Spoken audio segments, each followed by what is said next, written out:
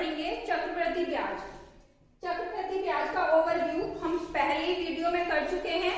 इससे पहले जब हमने एक्सरसाइज करी थी वहां हमने साधारण ब्याज और चक्रवृद्धि ब्याज के बारे में जाना था। वो जो एक्सरसाइज थी उसमें हमने सिंपल इंटरेस्ट यानी कि साधारण ब्याज के क्वेश्चन करे थे और आज एक्सरसाइज 7F में हम क्वेश्चन करेंगे चक्रवृद्धि ब्याज के। क्योंकि इसका ओवरव्यू हम जान चुके हैं, सिर्फ इसका मैं थोड़ा सा इसके बारे में बताऊंगी कि चक्रवृद्धि ब्याज क्या होता है। ब्याज हम जान गए कि जब हम पैसे का लेन देन करते हैं तो किराए के रूप में जो हम पैसा लेते हैं उसे हम क्या कहते हैं, ब्याज कहते हैं। एक ब्याज होता है कि जो पैसा हमने दिया, ब्याज में 3 टर्म होती है।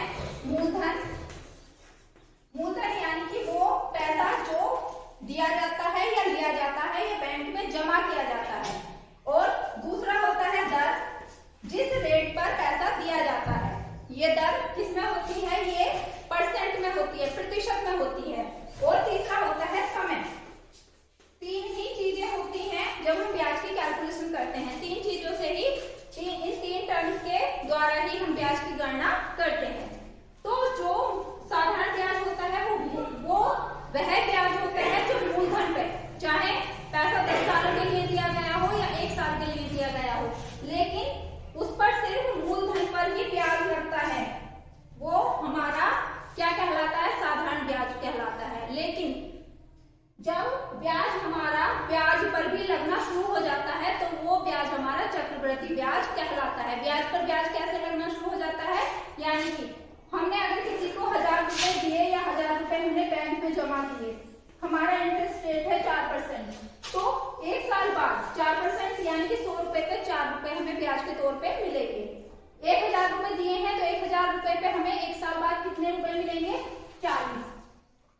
अब अगले साल साधारण ब्याज में तो क्या होता है कि इन 1000 रुपए पे भी अगले साल को हमें 40 रुपए ब्याज के तौर पे मिलेंगे। लेकिन चक्रवृद्धि ब्याज में क्या होता है, चक्रवृद्धि ब्याज में अगले साल के लिए जो हमारा मूलधन हो जाता है या जो पैसा जिस पर हमें ब्याज मिलेगा वो कितना हो जाता है, मूलधन पहले साल वाला प्लस ब्याज, यानी कि मिश्र धन जो होता है हमारा वो अगले साल के लिए हमारा क्या बन जाता है, मूलधन बन जाता है।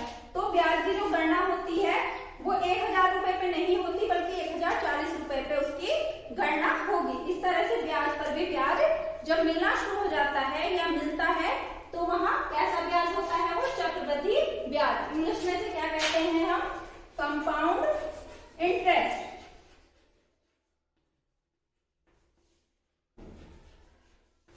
इंग्लिश में से हम कंपाउंड इंटरेस्ट बोलते हैं।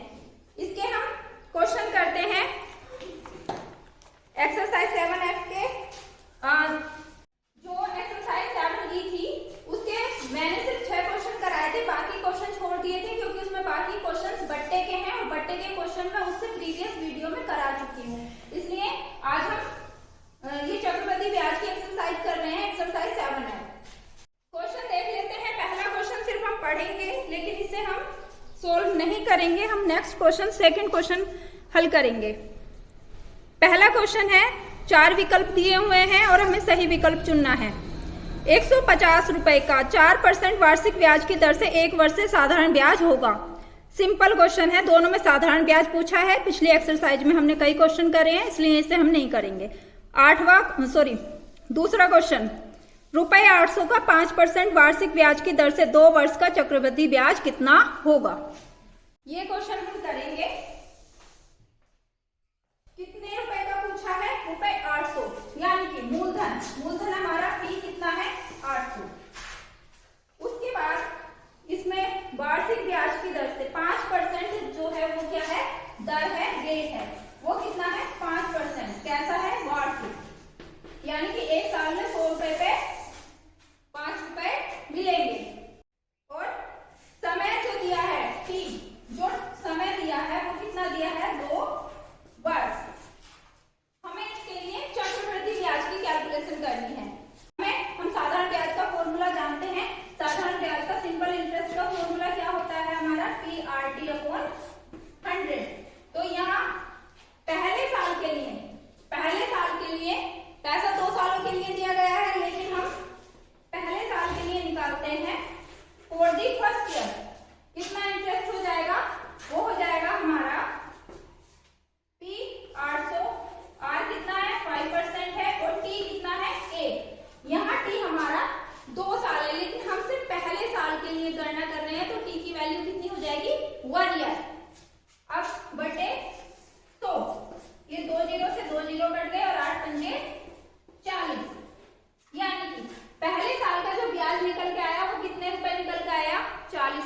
निकल के आया।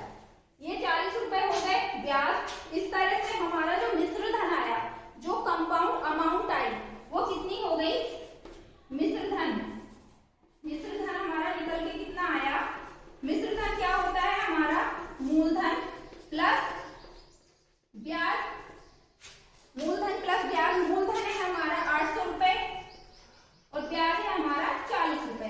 तो ये हो गया हमारा एक साल बाद जो हमने 800 रुपए दिए थे, वो एक साल बाद हमारे कितने हो गए ब्याज सहित? 840 रुपए हो गए।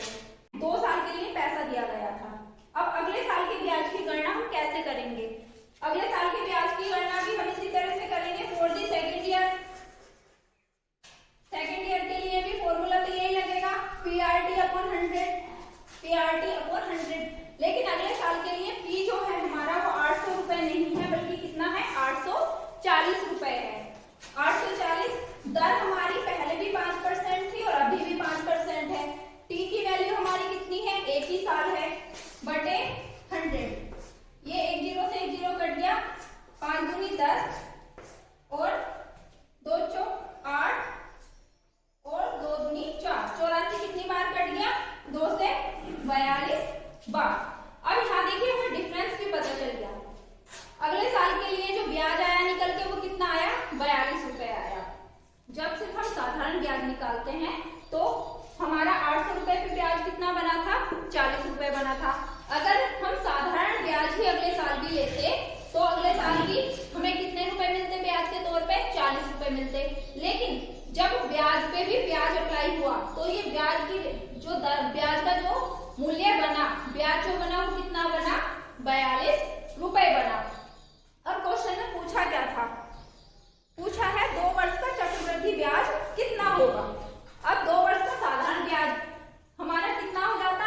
पहले साल का 40 रुपए प्लस दूसरे साल का 40 रुपए, 80 रुपए। लेकिन यहाँ चक्रवृद्धि ब्याज क्या हो जाएगा हमारा? 2 सालों का। इसे सीधा सीधा कंपाउंड इंटरेस्ट में लिख देती हूँ। CI कितना हो जाएगा? पहले साल का ब्याज प्लस दूसरे साल का ब्याज। ये क्या आ गया हमारा? चक्रवृद्धि ब्याज। 2 सालों का चक्रवृद्धि ब्याज। यानी कि जो हमारा चक्रवृद्धि ब्याज होता है वो ज्यादा निकल के आता है साधारण ब्याज पे। अब थर्ड क्वेश्चन जो है, थर्ड क्वेश्चन है हमारा ₹1250 का 4% वार्षिक ब्याज की दर से 2 वर्ष का चक्रवृद्धि ब्याज ज्ञात कीजिए। सेम ऐसा ही क्वेश्चन है जैसा क्वेश्चन नंबर 2 था हमारा, इसलिए इसे स्टूडेंट्स खुद से ट्राई करें। और क्वेश्चन नंबर 4 हम देख लेते हैं।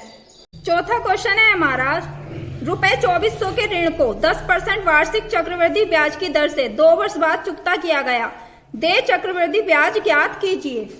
सिर्फ क्वेश्चन की लैंग्वेज को घुमाया गया है, बाकी क्वेश्चन तो सेम ही है।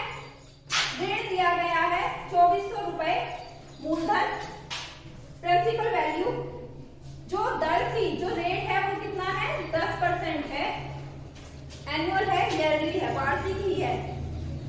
वो कहता है कि 2 वर्ष बाद चुकता किया गया। इसमें भी कितना टाइम जो है वो कितने साल है? 2 साल है। वो क्या क्वेश्चन में बोला गया है कि दे चक्रवृद्धि ब्याज की गणना कीजिए। सेम है जो क्वेश्चन हमने अभी सेकंड किया था, बिल्कुल वैसा ही है। हम गणना करेंगे for the first year. For the first year simple interest हमारा कितना हो जाएगा? P यानी कि 2400 R 10 T 1 साल बटे 100। ये 2 जीरो से 2 जीरो कट गए, 240 रुपए। पहले साल का ब्याज निकल के आ गया 240 रुपए। फॉर द सेकेंड ईयर, क्या हो जाएगा हमारा? जो P हो जाएगा, P कितना हो जाएगा? 2400 प्लस 240। ये हो गया P हो गया हमारा 2400 प्लस 240 गुणा 10, रेट है बट गुणा 1 समय, 1 साल की, बटे 100। 2400 और 240 जोड़े तो ये हमने कितने हो गए हमारे? 2640 गुणा 10 बटे 100।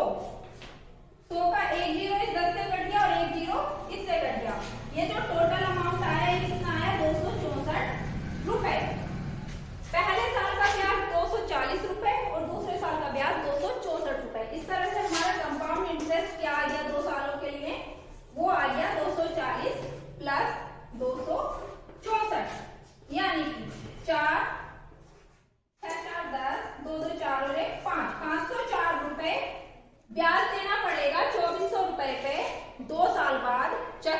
ब्याज देना पड़ेगा। किस रेट से? 10% के रेट से। इसमें आज हम एक क्वेश्चन और करेंगे। ये सारे एक एक नियम से क्वेश्चन कर रही हूं मैं। डायरेक्ट जो चक्रवृद्धि ब्याज का फॉर्मूला होता है उसके लिए आगे की एक्सरसाइज में क्वेश्चन दिए हुए हैं। डायरेक्ट फॉर्मूले से हम उस एक्सरसाइज की क्वेश्चन करेंगे। इसका डायरेक्ट फॉर्मूला होता है, लेकिन अभी हम इसे एक एक नियम से समझ रहे हैं। पांचवा क्वेश्चन क्या है? ₹4000 के 10% वार्षिक ब्याज की दर से 3 वर्ष के चक्रवृद्धि ब्याज एवं साधारण ब्याज की गणना साधारण ब्याज में अंतर ज्ञात कीजिए। पांचवें क्वेश्चन में दोनों तरह के ब्याज निकलवाए हैं और उनका अंतर कितना आया वो हमें बताना है। इसमें पांचवें क्वेश्चन में पी जो दिया हुआ है, जो अमाउंट दिया हुआ है वो है 4000 रुपए। जो दर दी हुई है आर वो 10% है और जो टी है, जो समय है वो 3 साल है, 3 इयर्स। इसमें हमें कैलकुलेशन करनी है दोनों तरह की, सिंपल इंटरेस्ट फी और हमारा कंपाउंड इंटरेस्ट फी, और फिर उनका क्या बताना है? अंतर बताना है, डिफरेंस बताना है। सबसे पहले हम इसका सिंपल इंटरेस्ट निकाल लेते हैं। सिंपल इंटरेस्ट हमारा क्या होता है?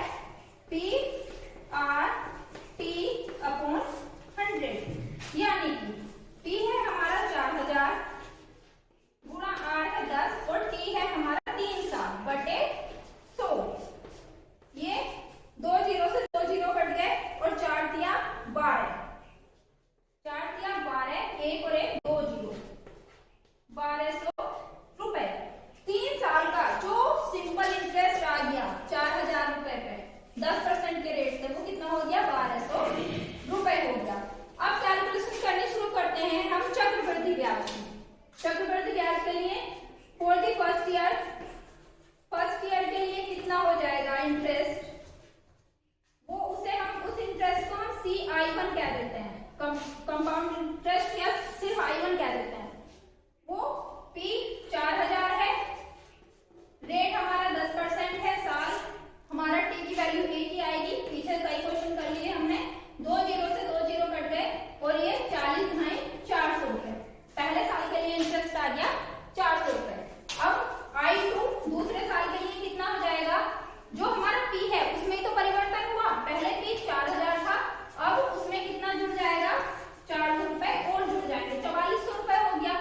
और रेट हमारा 10% ही है, टाइम हमारा 1 साल है बटे 100। ये 100 जीरो से 2 जीरो कट गए और अब इसकी कैलकुलेशन 44 गुना 440। दूसरे साल का जो इंटरेस्ट आ गया वो आ गया 440 रुपए।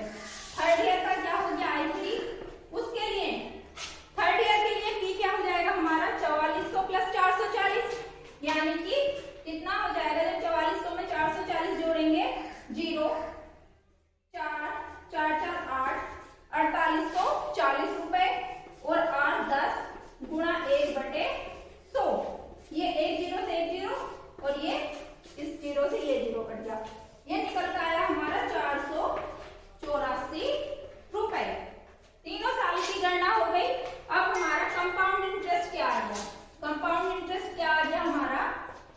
I1 plus I2 plus I3। ये कितना आया? पहले साल का 400 रुपए, दूसरे का 440 और तीसरे साल का 484 रुपए। इस तरह से ये कितनी हो गई कैलकुलेशन? 4 8 4 12, 88 4 दिया 12 और 1 13, 1324 रुपए। साधारण ब्याज कितना आया था? 1200 और कंपाउंड जो या चक्रवृद्धि ब्याज आया वो 1324। इनका डिफरेंस कितना हो गया? अंतर कितना हो गया? CI माइनस SI, वो हो गया 1324 माइनस 1200, यानी कि 124 रुपए। दोनों ब्याज में जो अंतर आया वो कितने रुपए का आया? 124 रुपए का अंतर आया। और ब्याज अलग अलग को हमने निकाल लिए। ये ही क्वेश्चन की रिक्वायरमेंट थी।